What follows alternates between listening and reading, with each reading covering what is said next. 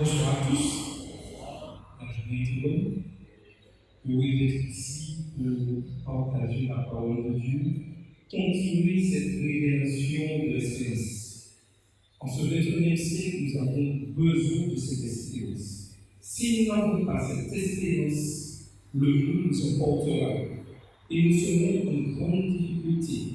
Aujourd'hui, il n'y a pas un homme sur cette terre, il n'y a pas une femme sur cette terre qui cherche l'espérance. Comme nous l'avons vu hier, il y a deux voies, le mensonge et la vérité. L'espérance, c'est la vérité. Il faut trouver la bonne vérité. Et en ce soir, nous avons choisi d'écouter et de prendre part à la bonne vérité. N'est-ce pas? Le titre du message de ce soir, c'est la grande surprise. Oui, la grande surprise de l'Apocalypse.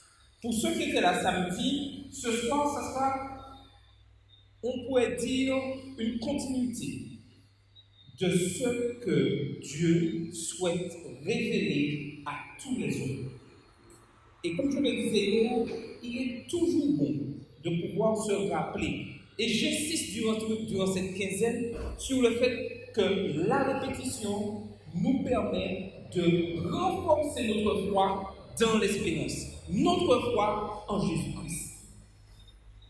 Quel parent n'a jamais regardé dans les yeux de son nouveau-né et ne s'est jamais posé la question: qu'est-ce que l'avenir réserve à mon petit?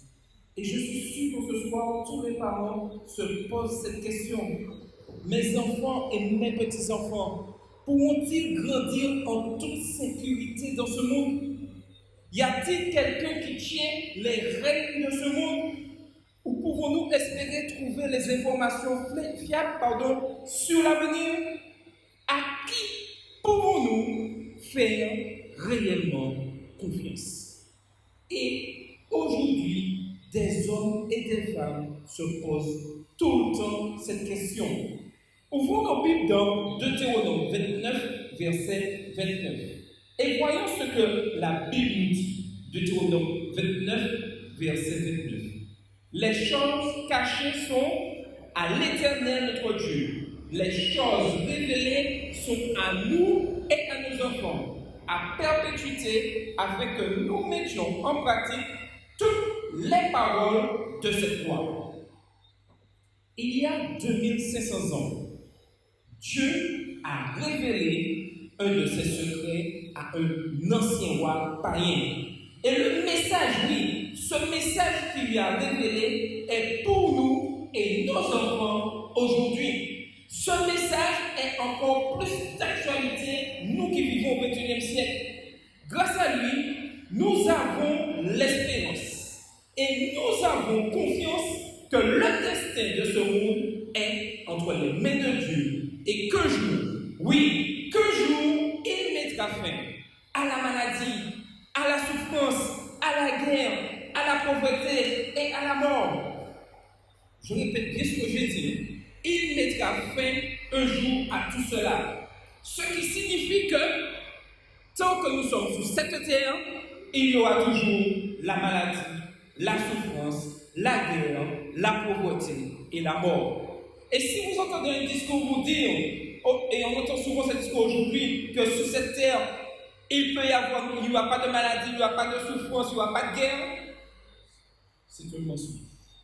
Car Dieu lui-même a dit, c'est un jour à la fin qu'il mettra fin à tout cela. Et tout ceci est la cause du péché. Ce soir, nous voyagerons à travers l'histoire pour découvrir les plans de Dieu pour ce monde.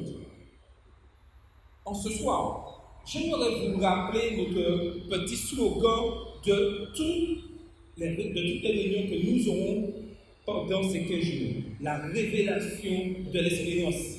Si c'est dans la Bible, je le crois. Si ce n'est pas en accord avec la Bible, ce n'est pas pour moi. L'étude de ce soir démontrera, oui, va démontrer cette vérité que nous avons découvert hier pour nous dire que la parole de Dieu est absolument fiable. Tout ce qui est écrit dans la parole de Dieu est vrai et se réalise et se réalisera. Que nous le voulions ou pas, les choses écrites dans la Bible vont se réaliser. Remontons dans l'histoire. À environ 600 ans avant Jésus-Christ, dans la chambre d'un roi de l'Antiquité, une nuit, ce roi nommé Nebuchadnezzar, roi de l'ancien empire babylonien, eut un rêve. À son réveil, il lui fut impossible de se souvenir du rêve. Mais il avait cette certitude que ce devait être plus que simple rêve. Il y avait quelque chose en lui qui était persuadé qu'il y avait quelque chose de spécial dans ce rêve.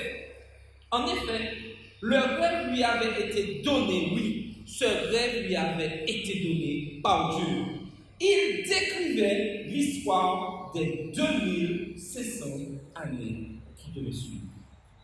Lisons dans Daniel 2, verset 1. Il est dit, Daniel 2, verset 1, la seconde année du règne de Nebuchadnezzar eut des songes. Il avait l'esprit agité et il ne pouvait dormir. Le roi fut grandement troublé. Il convoqua à ce moment ses sages, les magiciens, les astrologues, les sorciers, les caldéens au palais royal. Oui, tout le monde fut appelé. Et il leur dit, dites-moi ce dont j'ai rêvé la nuit dernière et donnez-moi la signification. Quel est le sens de mon rêve? Les sages, un peu perplexes, plutôt très perplexes, répond au verset 4 du livre de Daniel, du chapitre de Daniel. Ô roi, vis éternellement. Dis le songe à tes serviteurs et nous en donnerons l'explication. Oui, dis-nous. Le roi Nebuchadnezzar fut très contrarié par ce qu'il entendait. Je ne sais pas ce dont j'ai rêvé. Dieu l'avait mystérieusement supprimé de son esprit. Remarquez bien, Dieu donne un rêve à Nebuchadnezzar et Dieu retire, je dirais, ce rêve de la mémoire de Nebuchadnezzar. Après, c'est lui qui a un problème. Pourquoi donner au roi un rêve et puis lui retirer ce rêve? Tout ce que Dieu fait a toujours un but bien précis. N'oublions pas cela. Tout ce que Dieu fait a toujours un but bien précis. Regardons le verset 9. Et le roi continue. C'est pourquoi, dites-moi le songe et je saurai si vous êtes capable de m'en donner l'explication. Aujourd'hui, dans ce monde que nous vivons, beaucoup d'hommes et de femmes disent connaître l'avenir, promettent beaucoup de choses.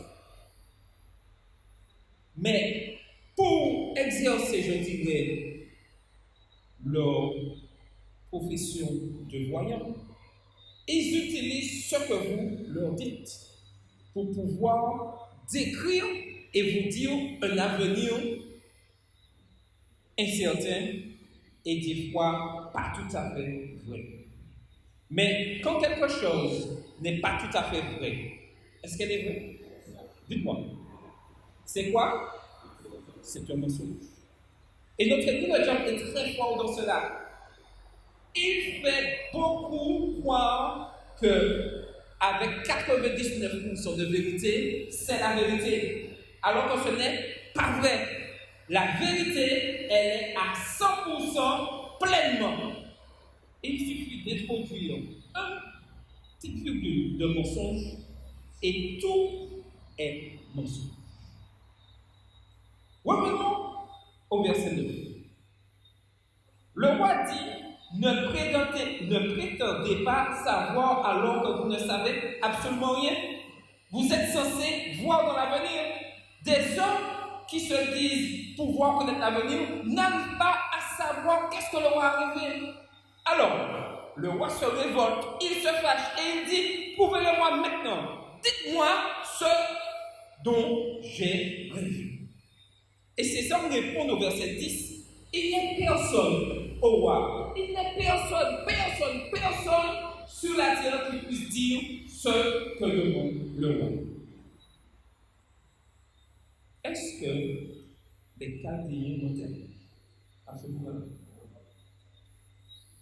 Après, il y a une vérité qui sort de leur bouche, remplie d'émotions, et là, ils disent, oui, c'est vrai. Il n'y a personne sur la terre qui puisse dire ce que demande le roi. Il n'y avait personne sur la terre capable de faire ce que le roi demandait. Seul le Dieu du ciel pouvait révéler ce dont le roi rêve dans sa chambre. Seul le Dieu du ciel peut révéler l'avenir avec exactitude et précision. Sans erreur, le roi avait à ce moment-là ordonné de tuer tous les sages. Et cette nouvelle parvint à Daniel. Daniel n'était pas un médium, mais il était l'un des sages au service du roi. Quand Daniel demanda à Arjok pourquoi il devait être tué, lui aussi, puisqu'il faisait partie de ces sages, Arjok, le bourreau, lui raconta l'histoire du monde. Alors, Daniel, poussé par Dieu, se présenta devant le roi et dit, « Oh roi, accorde-moi du temps. Permets-moi d'aller crier et demander au Dieu du ciel, et le Dieu du ciel révélera le rêve que tu as fait de ta chambre. » Pour que Daniel arrive à cette situation devant le roi, c'est qu'en amont, il avait une relation personnelle et constante avec Dieu. Pensez-vous que si Daniel ne passait pas du temps avec Dieu, qu'il aurait pu s'exprimer comme ça devant le roi? À aucun moment. C'est parce qu'il avait cette relation avec Dieu qu'il a pu répondre au roi dans cette situation. Pour nous, aujourd'hui, il est important que nous puissions passer du temps avec Dieu, afin de pouvoir avoir cette espérance, pouvoir tenir dans ce monde de violence et de difficultés. Si nous n'avons pas cette relation avec Dieu, nous serons facilement emportés par toutes sortes de paroles inutiles, de problèmes. Aujourd'hui, nous devons faire ce choix. Dans une vision nocturne, Dieu révéla le rêve et son interprétation à son serviteur Daniel en réponse à sa prière. Tout ceci pour nous dire, lorsque nous demandons quelque chose à Dieu, Dieu répond toujours selon sa volonté. Dieu répond toujours. Des fois, c'est nous qui sommes pressés. Dieu répond toujours. Si Dieu a dit qu'il fera ce qu'il a fait pour son peuple, le peuple du reste que nous avons hier, ceci se réalisera. Si Dieu nous a promis et nous promet cette espérance, cette vie éternelle, ceci s'accomplira. C'est nous qui allons déterminer si nous obtiendrons la vie éternelle. Et personne d'autre.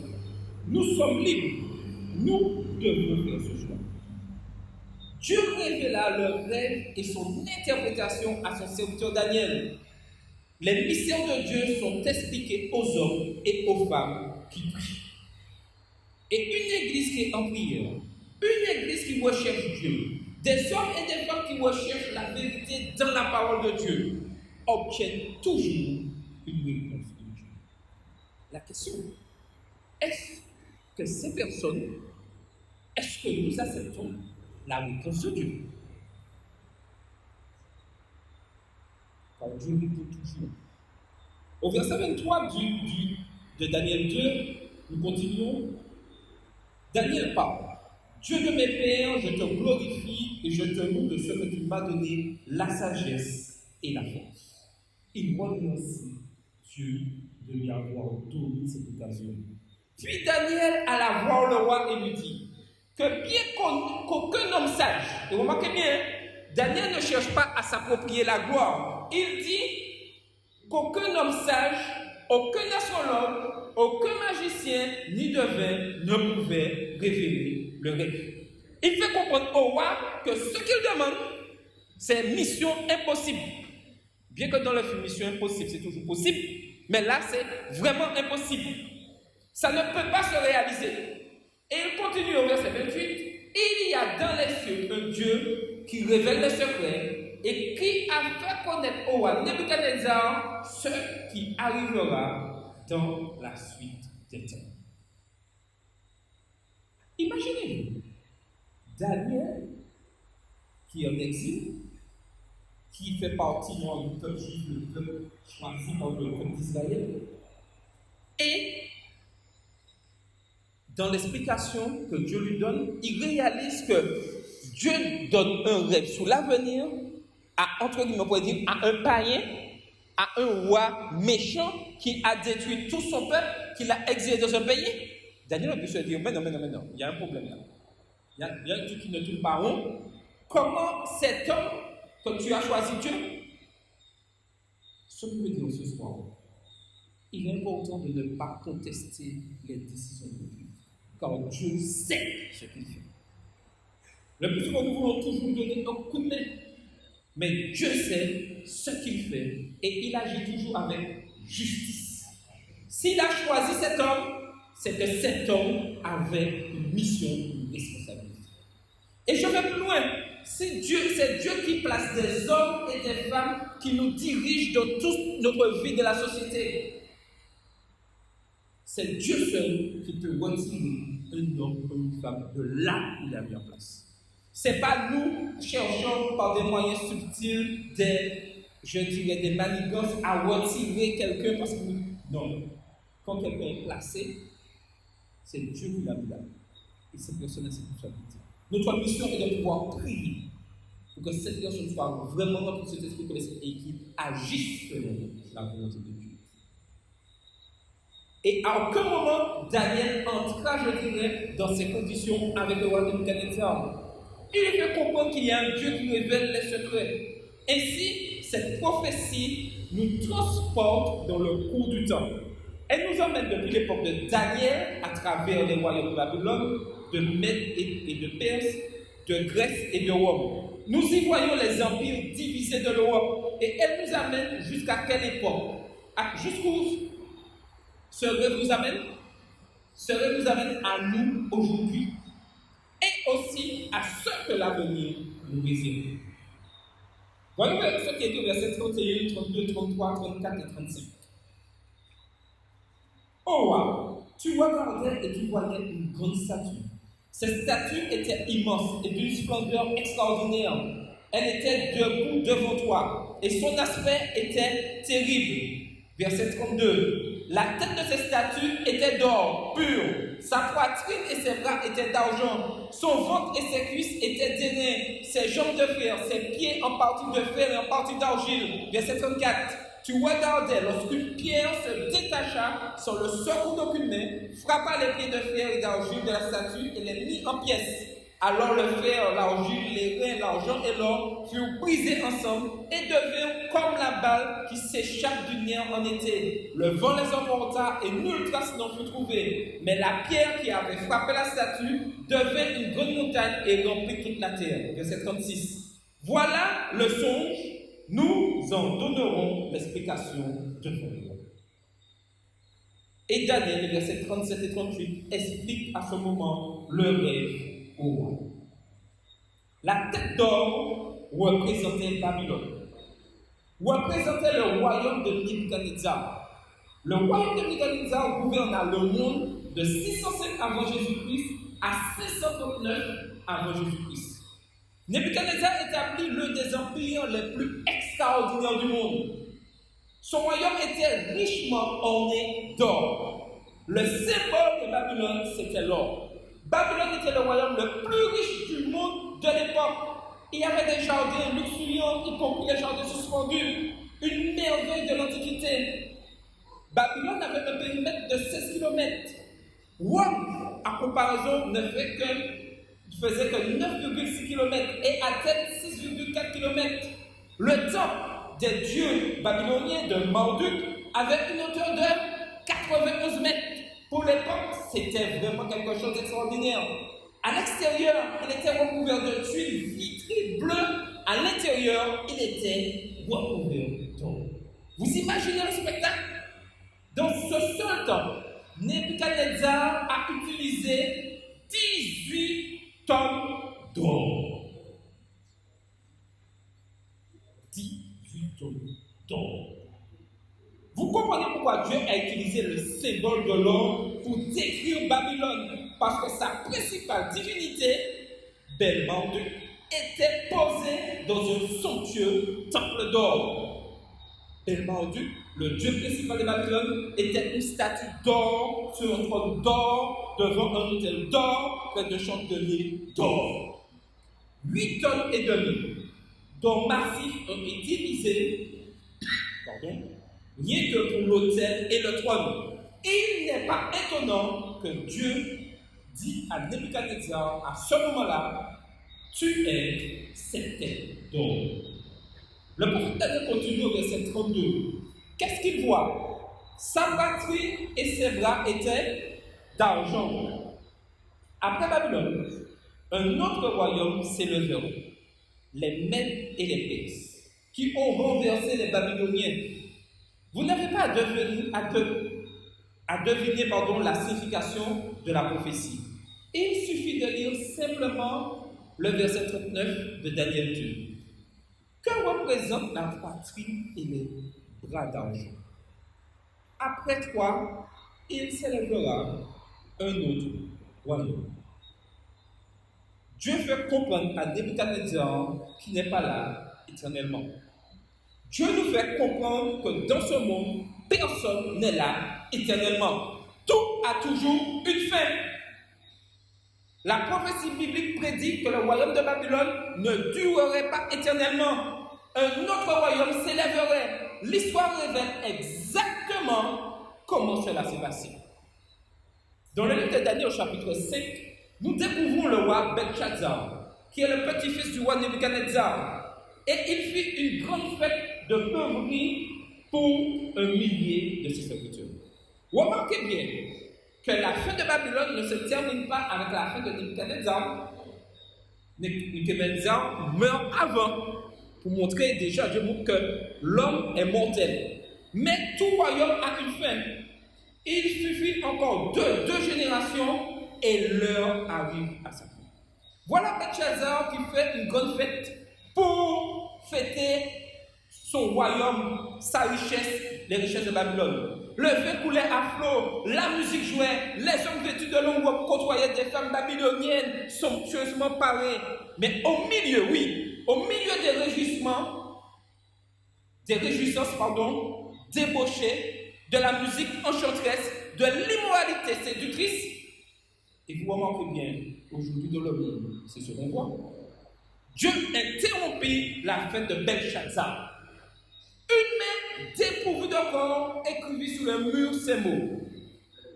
Méné, Dieu a compté ton règne et a mis fin. Tekel, tu as été pesé dans la balance et tu as été trouvé léger. Pérès, ton royaume sera divisé et donné aux Mèdes et aux Perses. L'interprétation de Daniel peut être vérifiée dans n'importe quel bon livre d'histoire sur Babylone. N'importe quel livre d'histoire raconte cela. Cyrus, le général des armées, combiné des 2 pays, la Médie et la Perse, a renversé l'orgueilleux royaume de Babylone. Cependant, Daniel n'a pas été le seul à avoir prédit cela en fait. Dieu a nommé Cyrus environ 150 ans avant sa naissance. Et regardons cette prophétie qui se trouve dans Ésaïe et qui est révélée dans Ésaïe 45, versets 1 et 2. Ce qui a été écrit vers 680 avant Jésus-Christ. Et il est dit, ainsi parle l'Éternel à son oint, à Cyrus qu'il tient par la main pour terrasser les nations devant lui, et pour relâcher la ceinture des rois, pour lui ouvrir les portes afin qu'elles ne soient plus fermées. Voici exactement ce qui s'est passé. Ces soldats creusèrent des canaux pour détourner et assécher le fleuve Euphrate. Puis ils marchèrent sous les murs de Babylone et remontèrent à l'intérieur de la ville. La Bible, La Bible n'est pas un livre ordinaire. Lorsque vous et moi ouvrons la parole de Dieu, nous ouvrons la parole du Dieu vivant. Ces prophéties sont belles et bien vraies. Et vous pouvez faire ce que vous voulez, les prophéties bibliques se réalisent toujours. Lorsque nous continuons l'histoire de Daniel 2, maintenant passons au verset 39, nous voyons apparaître un troisième empire représenté par le ventre et les cuisses d'airain. Et il est dit, puis un troisième royaume qui sera d'airain et qui dominera sur toute la terre. Alexandre le Grand conduisait ses armées avec leur armure d'airain, avec leur casque d'airain, leur cuirasse d'airain, leur bouclier d'airain, leur sac d'airain. Les armées grecques dominèrent le monde. Remarquez bien l'insistance sur le mot airain. L'airain a-t-il la même valeur que l'or? A-t-il la même valeur que l'argent? Tout ceci pour nous montrer que ceux qui dominent le monde, au fur et à mesure, il y a une dégradation de leur qualité. Babylone, l'empire médo-persan, la Grèce. Mais la Grèce gouvernerait-elle le monde pour toujours? Eh bien non. Car au verset 40 de Daniel 2, nous voyons un quatrième royaume fort comme du fer.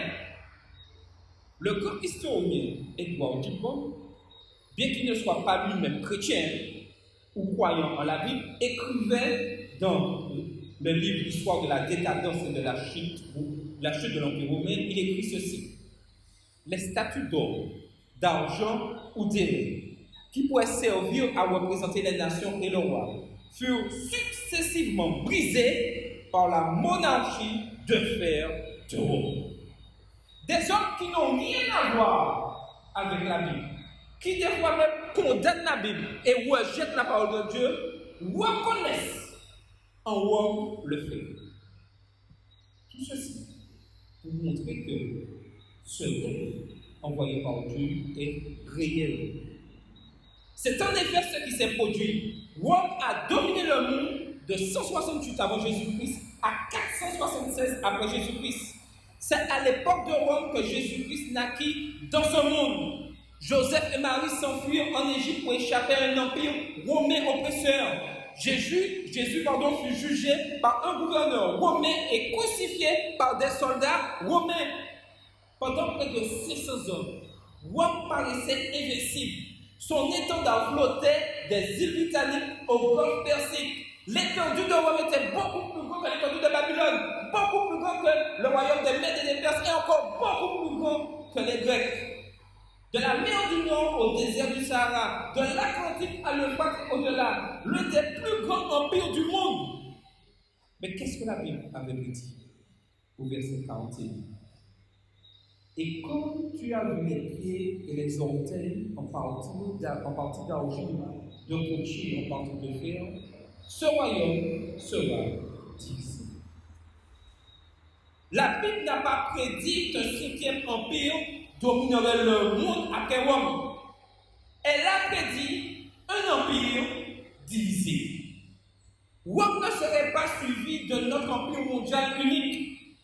Les pieds de fer et d'argile représentent les divisions de l'Empire romain. C'est exactement ce qui s'est passé. L'Europe a été divisée comme la prophétie l'a décrit, sans erreur. Vers le milieu du IVe siècle, les tribus barbares attaquèrent l'Europe occidentale.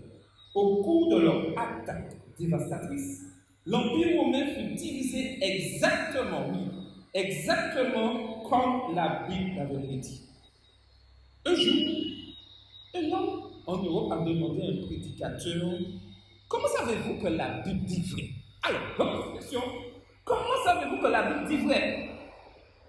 Ce prédicateur regarda ce jeune homme et lui répondit, eh bien, monsieur, vous êtes debout dessus, répondit-il.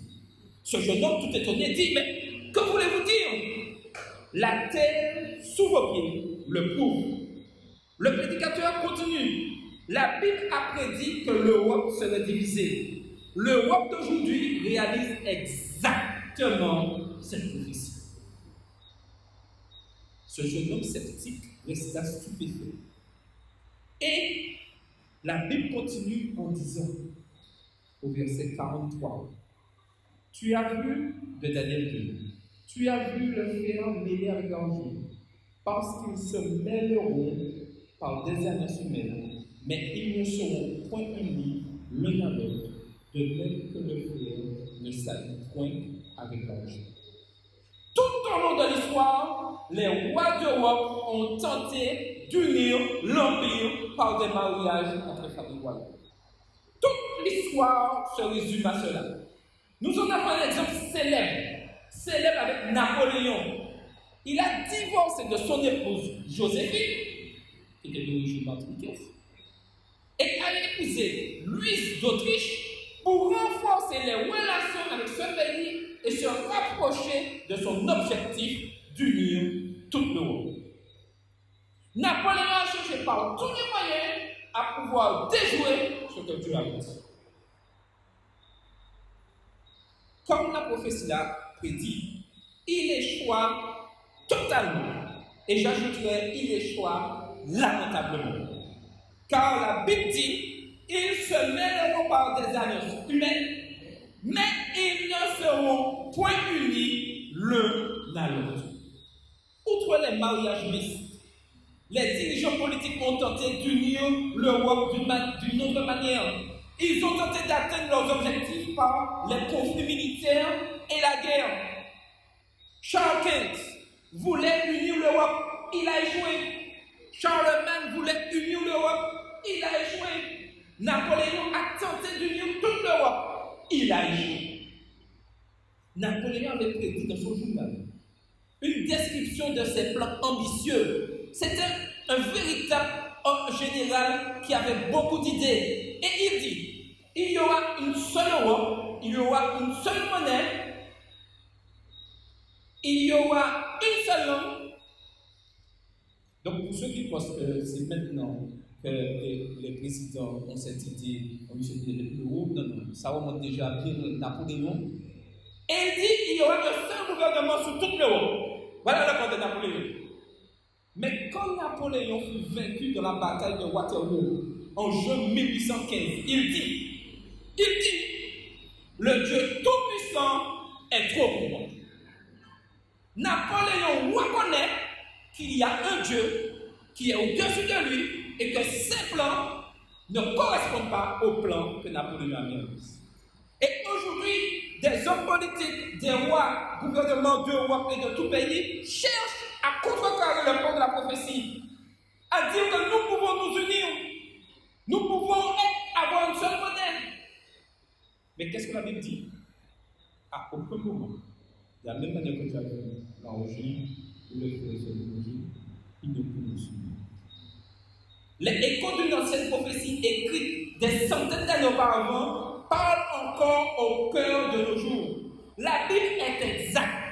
Et toutes les tentatives d'unir l'Europe pour une quelconque période de temps devront se mesurer à quelques mots d'une prophétie biblique remontant à plus de 2600 ans. Et ils ne seront point unis l'un à l'autre. Lorsque nous savons ça, et que nous regardons les informations, et que nous entendons le président de la République française dire que l'unité de l'Europe est tout près, que nous sommes à deux doigts de trouver la solution, et que la guerre qui est en Ukraine ne va pas nous empêcher d'être unis. Plutôt, ça sera un élément d'être unis, puisque nous allons éliminer la Russie, et puis comme ça, nous serons unis. Quand vous entendez ça, vous dites quoi?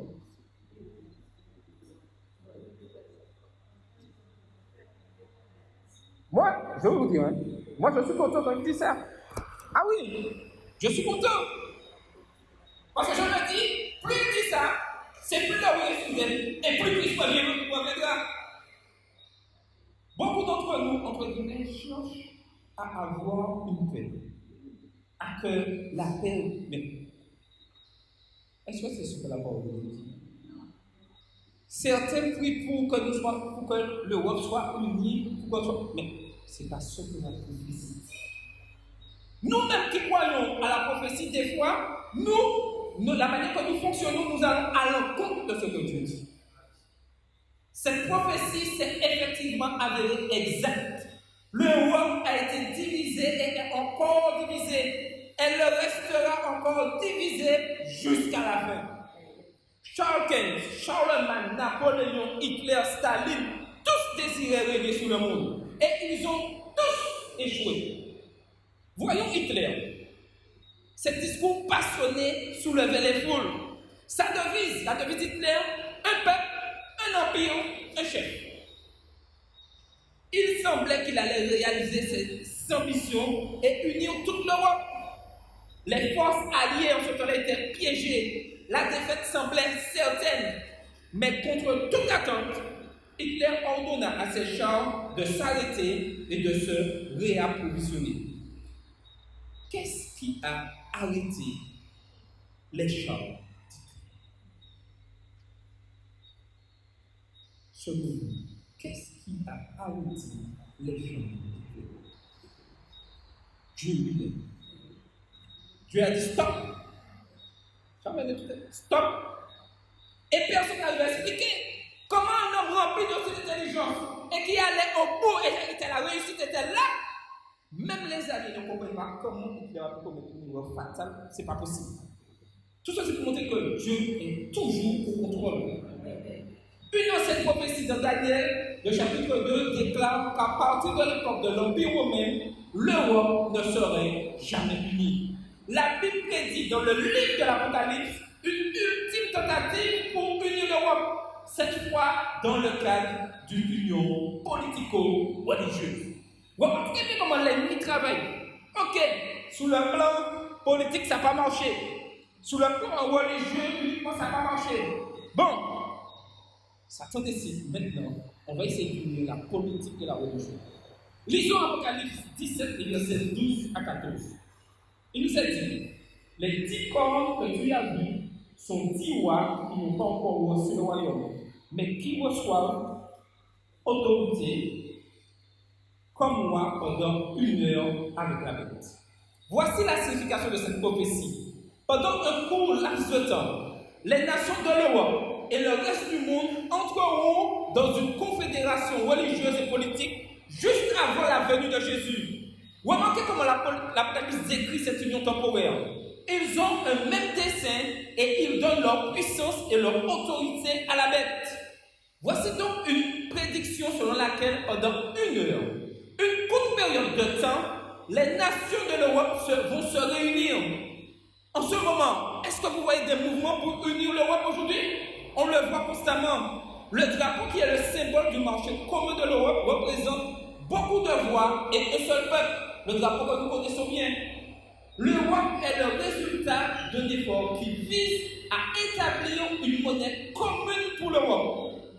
L'Apocalypse nous dit qu'il y aura cette tentative d'unir les peuples politiquement pour préparer la venue du pouvoir de la bête qui les unira religieusement et politiquement en un seul grand système. Que se passerait-il si tout le monde s'associait contre la guerre, s'associait contre les conflits, s'associait contre les luttes dans ce monde entier pour empêcher les famines et les échecs économiques? Belle idée! Et l'idée proposée est si joliment présentée. Un monde uni, une société unie, nous devenons tous un. Mais que dit la Bible? Ils ont un même dessein et ils donnent leur puissance et leur autorité à la bête.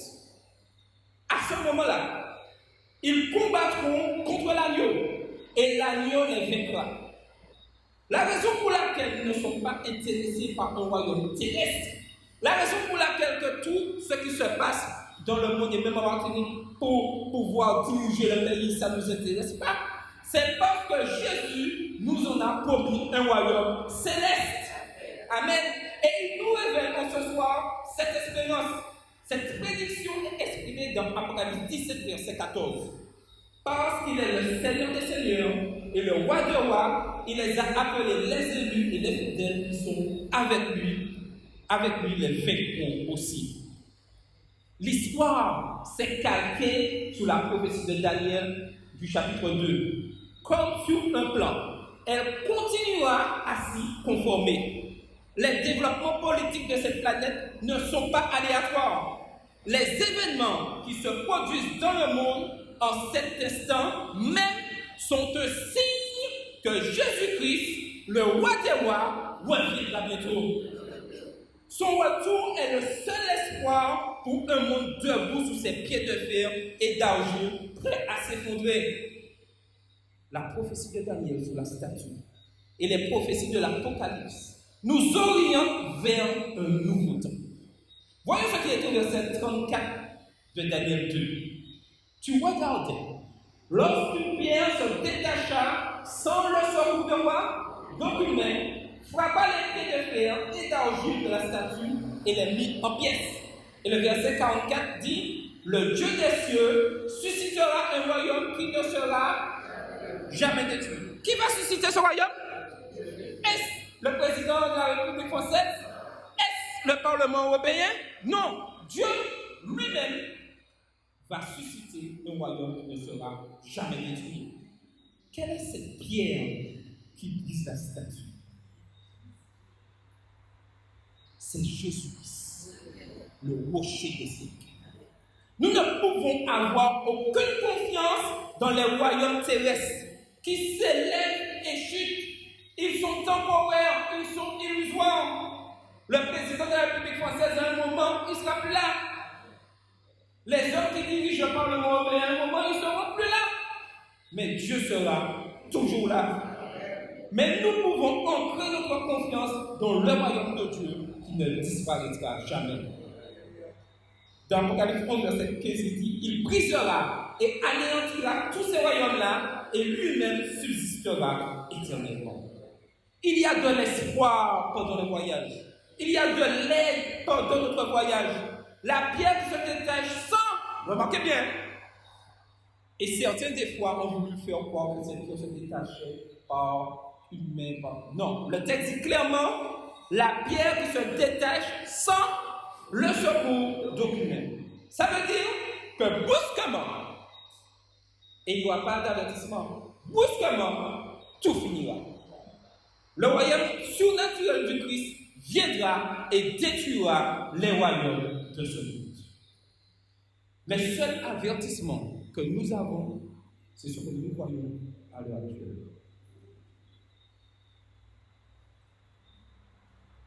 Il y eut dans le ciel de fortes voix qui disaient, le royaume du monde est relié à notre Seigneur et à son Christ, et il régnera au siècle des siècles. Babylone s'est élevée et a chuté.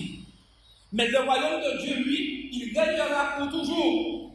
La Perse s'est élevée et a chuté. Mais le royaume de Dieu, il régnera pour toujours. La Grèce s'est élevée et a chuté aussi. Mais le royaume de Dieu régnera pour toujours. Rome s'est élevé et a aussi chuté. Mais le Christ régnera au siècle des siècles. L'Empire romain est divisé. Le marché commun européen s'élève et chute. Un gouvernement mondial, oui, tente de s'élever. Mais il chutera.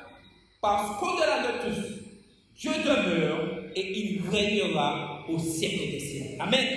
Il régnera. Les royaumes de ce monde s'effondreront. Le cœur humain soupire ardemment après la paix et la sécurité. Nous aspirons à une société, oui, stable, dans laquelle nous pouvons élever nos enfants sans craindre la guerre, la pauvreté et les maladies dévastatrices. Nous désirons un avenir plein d'espoir, un avenir sans crainte. Le pasteur George Fitzgerald était missionnaire en Afrique de l'Ouest lorsqu'a eu lieu l'horrible massacre de la guerre civile au Libéria.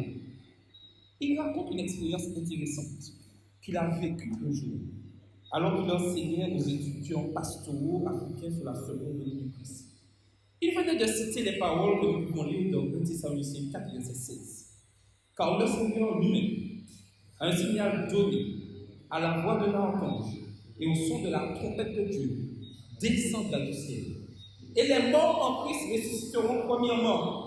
Ensuite, nous les vivants qui serons restés, nous serons tous ensemble enlevés avec eux sous des nuées, à la rencontre du Seigneur dans les airs. Et ainsi nous serons toujours avec le Seigneur. Les versets 16 et 17.